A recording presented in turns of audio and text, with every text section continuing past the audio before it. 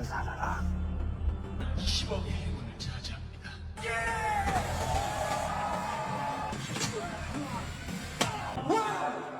역시 그러는 건 좀 예의가 없지 않아?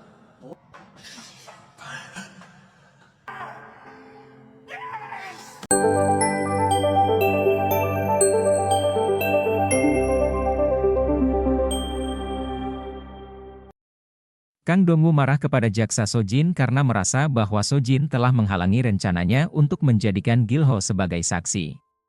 Dong-woo sebenarnya ingin menemukan Kim Jae-hee, tetapi kini ia harus kembali menelusuri keberadaan Yoon Gil-ho, yang diduga masih hidup atau mungkin sudah tiada. Segera setelah itu, Dong-woo menghubungi atasannya untuk meminta bantuan dalam menangani masalah baru yang ia temukan. Sementara itu, Sojin menyampaikan protes kepada jaksa Tak, menanyakan tentang rencana yang sedang dilakukan oleh atasannya. Namun, jaksa tak hanya meminta Sojin untuk tetap mematuhi instruksinya. Terkait dengan kasus Lee Gang-soo, polisi memang mendatangi lokasi kejadian, tetapi seperti biasa. Kasus itu dianggap selesai tanpa investigasi lebih lanjut karena semua sudah ditutup rapat. Prosedur ini hanya dianggap sebagai formalitas. Bagaimana nasib Yoon Gil-ho yang sebenarnya? Akhirnya diketahui bahwa Gil-ho selamat.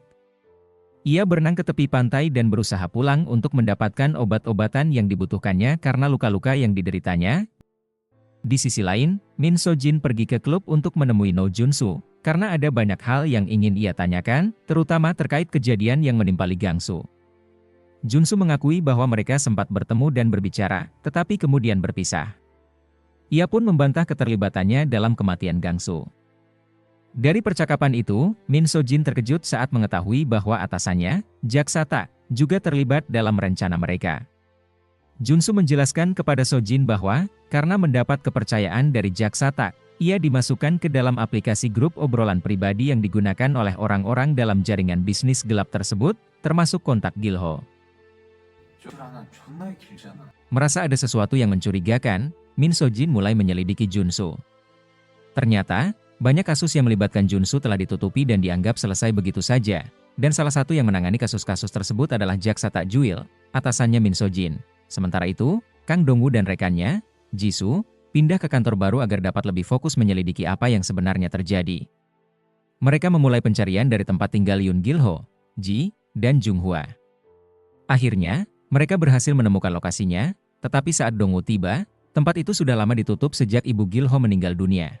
Ji-soo juga menemukan akun media sosial salah satu teman Jae-hee, seorang pria berambut pirang, yang rencananya akan pergi ke luar negeri karena kejadian yang menimpa Jung-hwa dan Jae-hee. Namun, ternyata ia masih berada di Korea. Dong-woo pun berencana menemui pria itu untuk menanyakan keberadaan Jae-hee. Saat Dong-woo pergi, Yoon Gil-ho datang dalam keadaan terluka setelah mengalami berbagai kejadian buruk. Ternyata, Gil-ho masih tinggal di sana dan bersembunyi di sebuah ruangan untuk mengambil obat-obatan guna mengobati lukanya. Ia ditelepon oleh seorang teman yang mengingatkan agar ia berhati-hati karena banyak orang yang sudah menjadi korban dari aksi Jun-soo. Bagaimana awal pertemuan Gil-ho dan Jae-hee? Saat itu, Gil-ho bekerja bersama ibunya. Mereka melihat Jae-hee dan Jung-hwa yang sedang diganggu oleh seseorang. Tetapi Jae-hee dan Jung-hwa terlihat sangat tangguh. Ibu Gil-ho tertarik kepada mereka dan menawarkan pekerjaan. Pada saat itu, Gil-ho masih bekerja sebagai mucikari sekaligus sopir yang mengantar anak-anak buah ibunya melayani pelanggan, termasuk Kim Jae-hee. Suatu hari, setelah melayani pelanggan, Kim Jae-hee menemui Gil-ho untuk menceritakan pengalamannya. Ia mengeluhkan bahwa pelanggan kali ini sangat pelit, tetapi ia berhasil mendapatkan uang tambahan. Jae-hee menyatakan keinginannya untuk berhenti bekerja setelah berhasil mengumpulkan uang yang cukup dan ingin mencari ketenangan. Ia meminta Gil-ho menato tangannya agar luka di lengannya dapat tertutupi. Gil-ho pun setuju dan menato tangan Jae-hee. Sejak saat itu, hubungan mereka semakin dekat. Suatu hari, ketika mereka pulang ke rumah, mereka mendapati bahwa Mami telah meninggal secara tiba-tiba, menyebabkan bisnis mereka terpaksa ditutup. Gil-ho menyarankan agar Jae-hee mencari pekerjaan lain, tetapi karena sudah menganggap Gil-ho sebagai saudara, Jae-hee bersikeras untuk tetap bersama, apalagi mereka sudah akrab dengan Jung-hwa. Akhirnya, mereka memutuskan untuk melanjutkan bisnis tersebut, dan Gil-ho pun menjadi mucikari. Sementara itu, Kang Dong-woo berhasil menemukan pria berambut pirang, salah satu teman Jae-hee yang ada dalam foto di media sosial. Bersama rekannya, Dong-woo mengikuti pria itu untuk melacak pergerakannya. Jisoo, yang ahli dalam melacak identitas orang, menyediakan informasi yang dibutuhkan. Dong-woo akhirnya sampai di lokasi pria tersebut dan diam-diam mulai menyelidiki.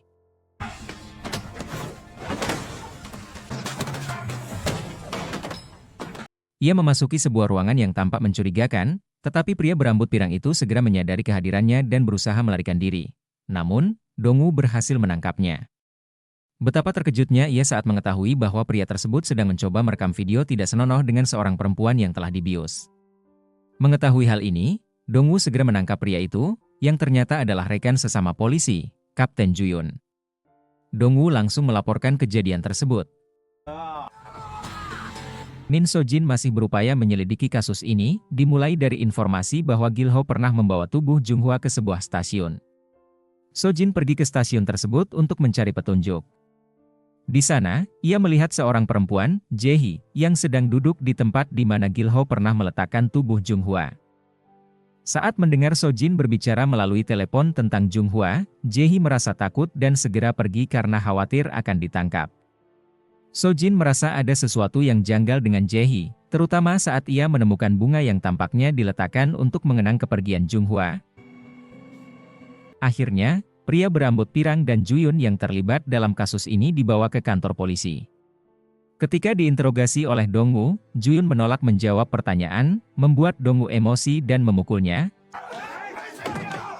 Selanjutnya, jaksa So-jin menemui Ju-yun. Ju-yun meminta bantuan So-jin dan mengaku bahwa ia hanya mengikuti perintah dari jaksa Tak. Ia juga meminta So-jin untuk menghubungi No Jun-soo, membuat So-jin terkejut karena menyadari bahwa mereka semua saling terkait. So-jin mulai merasa bahwa seluruh situasi ini sudah diatur oleh jaksa Tak. Keesokan harinya, Gil-ho pergi ke tempat Jun-soo untuk mencarinya, tetapi Jun-soo tidak ada di sana. Menyadari keberadaan Gil-ho, Piki segera melapor pada pihak berwenang, dan Jun-soo meminta polisi untuk mengamankan tempat tersebut. Gil-ho pun segera melarikan diri agar tidak tertangkap. Di sisi lain, Ju-yun tiba-tiba berubah pikiran dan memutuskan untuk menceritakan segalanya kepada Min So-jin pada keesokan harinya. Setelah itu, jaksa So-jin menemui Kang Dong-woo untuk menyampaikan bahwa Ju-yun akan mengakui semuanya. Namun, Dong-woo masih belum sepenuhnya percaya pada So-jin karena menganggapnya sebagai bawahan jaksa Tak. Ia kemudian menjelaskan mengapa ia terus mengejar Gil-ho. Ternyata, anaknya meminta Dong-woo mempertemukannya dengan Jae-hee jika ia ingin tetap hidup, sehingga ia harus menemukan keberadaan Jae-hee. Tak lama kemudian, Jun-soo menelepon So-jin dan memintanya datang ke klub untuk menangkap Gil-ho, dengan rencana memancingnya menggunakan seorang wanita.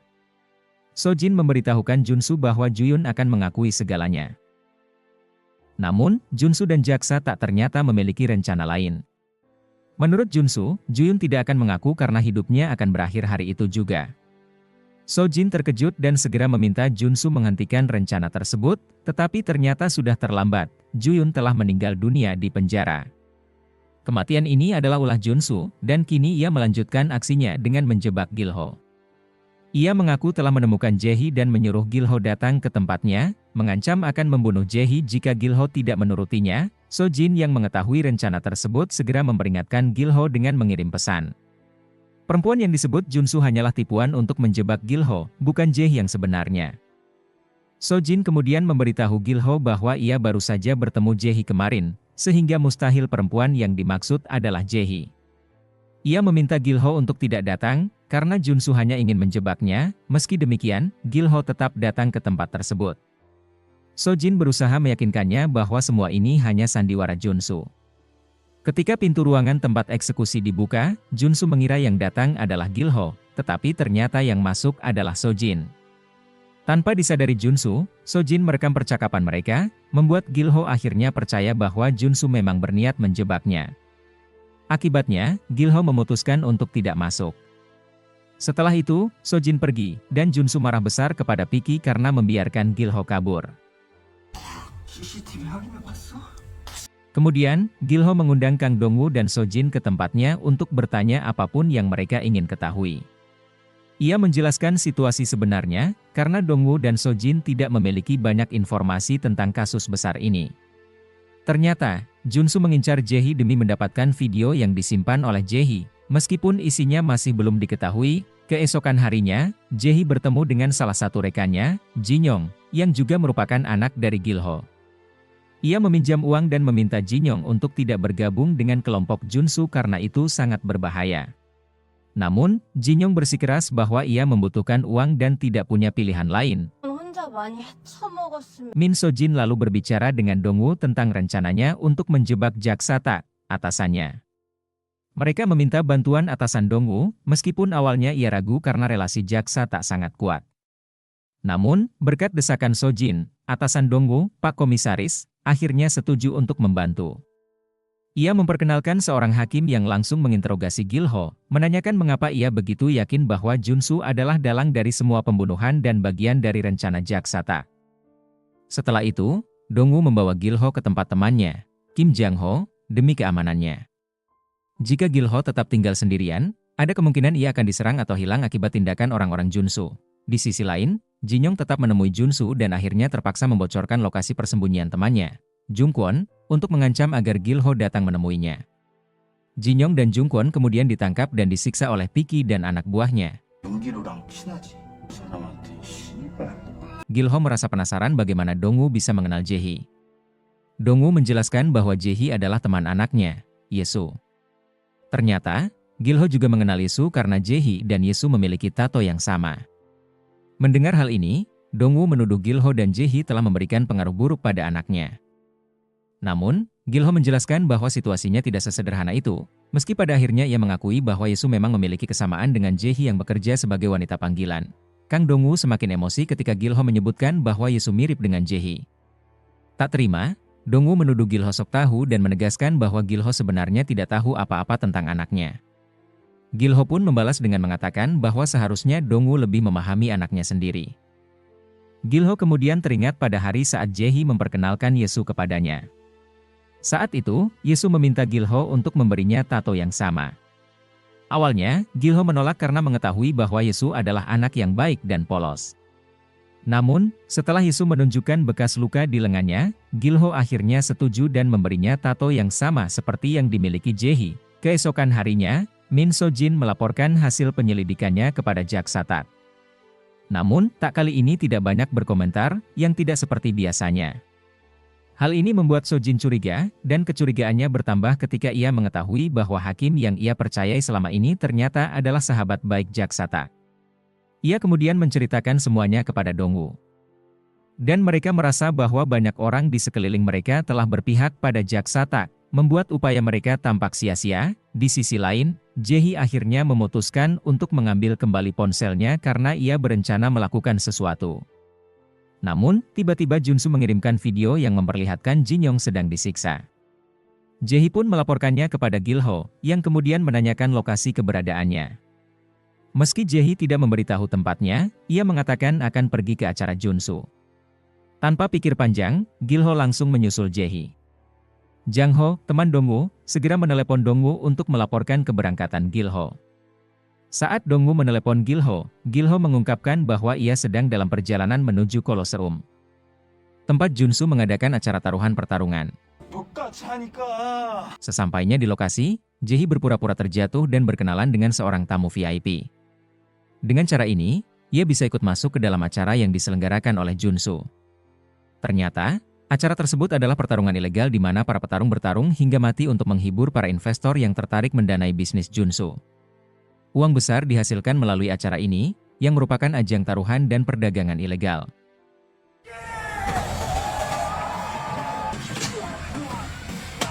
Sementara itu, Jae-hee berhasil menemukan Jin-young dan berusaha membebaskannya, namun sayangnya ia ketahuan oleh Junsu. Salah satu anak buah Junsu melaporkan bahwa Jae-hee berada di tempat tersebut. Ternyata, video yang ada di ponsel Jae-hee telah dipindahkan ke tempat aman, yang membuat Junsu sangat marah. Ia kemudian menyiksa Jae-hee dan mengancam akan membunuhnya. Sebelum itu, ia membuat goresan di pipi Jae-hee untuk menunjukkan amarahnya, dan berencana mempertemukan Jae-hee dengan Gil-ho sebelum menghabisinya. Namun, tanpa disadari oleh Junsu dan timnya, Dong-woo, Jang-ho, dan tim polisi telah bersiap di luar untuk menggerebek tempat tersebut. Di sisi lain, Gil-ho menggunakan kesempatan saat salah satu petarung tewas di ring. Ia mengenakan topeng petarung tersebut dan naik ke ring, berniat menghentikan acara dan merusak pendapatan Junsu. Gilho bertarung habis-habisan di atas ring, mengalahkan setiap lawan yang dikirim untuk melawannya.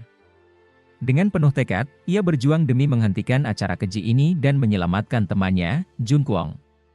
Namun, ketika Junsu sendiri muncul, ia mengancam akan membunuh Jae-hee jika Gilho berhenti bertarung. Terpaksa, Gilho melanjutkan pertempuran, sementara taruhan semakin membludak, mengalir ke kantong Junsu. Sementara itu, anak buah Junsu mulai panik karena polisi telah mengepung lokasi tersebut. Mereka menyarankan Junsu untuk menghentikan acara dan kabur, tetapi Junsu menolak mentah-mentah demi keuntungan. Di tempat lain, Jae-hee yang berhasil lolos dari sekapannya, menyadari kesempatan untuk menyerang balik. Ia mulai merekam acara pertarungan dari mobil tempatnya semula disekap dan menyiarkannya langsung di media sosial. Tak lama, Piki, salah satu anak buah Junsu, berkhianat. Saat hendak kabur bersama Junsu, Piki malah meninggalkan bosnya sendirian, memilih menyelamatkan diri. Tapi ketika mencoba melarikan diri, Piki terkejut melihat polisi dan jaksa telah mengepung lokasi. Ia pun tertangkap tanpa bisa berkutik. Gilho akhirnya berhadapan langsung dengan Junsu. Mereka bertarung 1 lawan 1, dan Gilho, didorong oleh amarah serta dendam, berhasil mengalahkan Junsu. Ketika ia hampir menghabisinya, Kang Dongwoo datang dan menghentikannya. Dongwoo memperingatkan bahwa membunuh Junsu hanya akan membuat Gilho terjerat masalah hukum. Ia memberitahu bahwa Jae-hee sudah diselamatkan oleh polisi. Sehingga Gilho mulai tenang. Berkat Dongwoo, Gilho mampu mengendalikan amarahnya dan menghindari tuntutan hukum. Di sisi lain, Min So-jin berhasil mengamankan Jae-hee, yang berterima kasih karena sudah menyelamatkan nyawanya dari cengkraman Junsu. Mereka berdua berbagi momen penuh haru setelah perjuangan yang berat. Keesokan harinya, saat So-jin mengurus dokumen penahanan Junsu, tiba-tiba terdengar kabar mengejutkan, Junsu ditemukan tewas tergantung di kamar rumah sakit. Meski kasusnya dilabeli bunuh diri, So-jin mencium ada yang tidak beres. Ia menduga kuat bahwa kematian Junsu adalah ulah dari jaksa Tak. Penuh amarah, So-jin mendatangi atasannya, namun jaksa Tak hanya memperingatkannya agar tidak mencari masalah jika ingin tetap bekerja. So-jin menyadari bahwa ia belum cukup kuat untuk menghadapi atasannya dan memutuskan untuk menahan diri sementara. Ia tahu ia perlu mengumpulkan bukti lebih banyak untuk menjatuhkan jaksa Tak. Namun, masalah baru muncul bagi Dongwoo. Tanpa diduga, anaknya, Yesu, diculik oleh orang yang tak dikenal. Ancaman baru ini membuatnya cemas dan putus asa. Dongwoo kini harus menghadapi tantangan yang lebih besar. Berhasilkah ia menyelamatkan Yesu? Dan apakah So-jin akan bisa mengungkap kebusukan jaksa Tak serta menghancurkan jaringannya? Perjuangan mereka masih jauh dari usai, dan kekuatan mereka akan kembali diuji di tengah ketidakadilan yang semakin dalam.